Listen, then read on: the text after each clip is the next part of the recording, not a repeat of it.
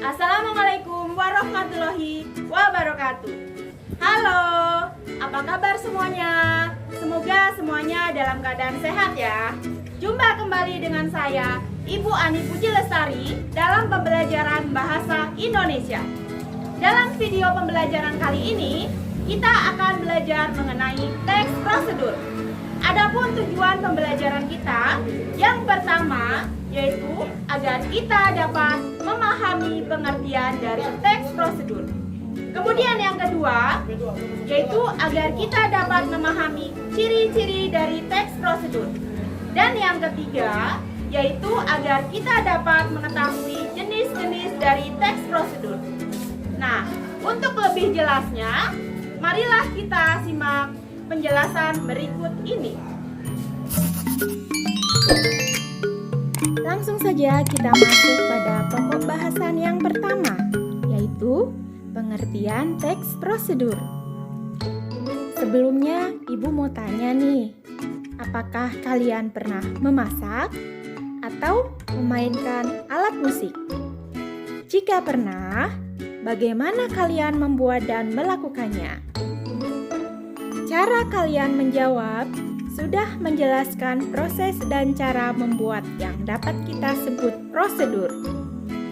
Dari sini, kita dapat menarik kesimpulan bahwa teks prosedur adalah teks yang menjelaskan cara melakukan aktivitas atau kegiatan untuk menyelesaikan suatu pekerjaan. Teks prosedur ini dibutuhkan sebagai panduan bagi seseorang dalam membuat atau menyusun sesuatu. Nah, tentunya dalam kehidupan sehari-hari banyak sekali kan kegiatan kita yang menggunakan prosedur. Untuk yang selanjutnya yaitu ciri-ciri teks prosedur. Ciri teks prosedur dapat kita bedakan menjadi dua. Yang pertama yaitu ciri dari segi umum. Ciri umum teks prosedur yaitu biasanya menggunakan kalimat perintah.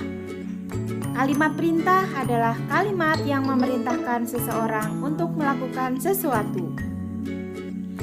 Ciri-cirinya yaitu intonasinya naik atau meninggi, diakhiri dengan tanda seru, menggunakan pola inversi atau kebalikan, dan biasanya kalimat perintah ini menggunakan partikel lah atau kan. Contohnya, ambilkan, buanglah, bungkuslah, dan lain-lain. Ciri yang kedua yaitu menggunakan kalimat saran. Kalimat saran adalah kalimat yang berisi saran untuk seseorang dalam menyelesaikan permasalahan yang terjadi. Kalimat saran seharusnya disampaikan secara santun. Contohnya, sebaiknya adonan diaduk terus-menerus agar santan tidak pecah. Kemudian untuk yang ketiga, yaitu biasanya menggunakan kalimat larangan. Kalimat larangan adalah kalimat yang digunakan untuk menyampaikan larangan terhadap sesuatu yang dilakukan seseorang. Contohnya, jangan menambahkan garam sebelum adonan mengembang. Nah, itulah ciri-ciri teks prosedur dari segi umum. Marilah kita lanjutkan ciri-ciri teks prosedur dari segi isi. Dari segi isinya, teks prosedur memiliki ciri-ciri sebagai berikut. Yang pertama, ada panduan atau langkah-langkah. Kemudian yang kedua, ada aturan atau batasan dalam hal bahan atau kegiatan. Contohnya, dalam membuat kue, pastinya ada ukuran yang jelas dalam penggunaan bahan-bahan. Misalnya, tepung terigu yang digunakan sejumlah 200 gram.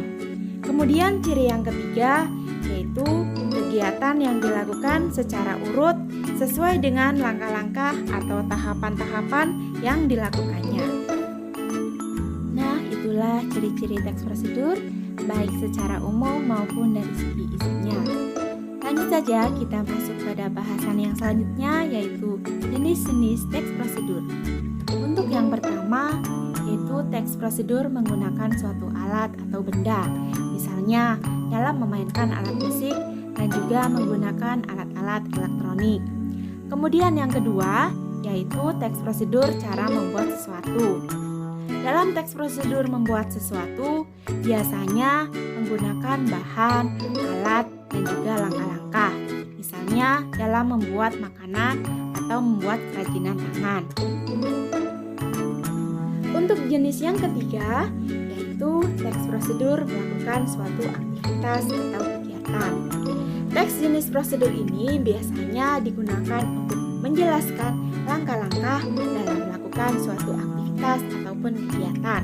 Misalnya, tata cara untuk menjaga agar pola makan tetap sehat, ataupun memilih bahan makanan yang sehat, dan juga tata cara melakukan gerakan senam dan lain-lain.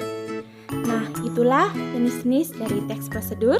Berikut ini Ibu tayangkan salah satu contoh dari teks prosedur, yaitu teks prosedur dalam membuat sesuatu.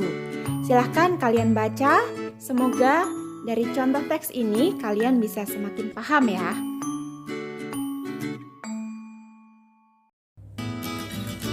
Demikian pembelajaran kita hari ini. Semoga apa yang kita pelajari dapat bermanfaat bagi kita. Sampai berjumpa kembali di video pembelajaran berikutnya. Assalamualaikum warahmatullahi wabarakatuh.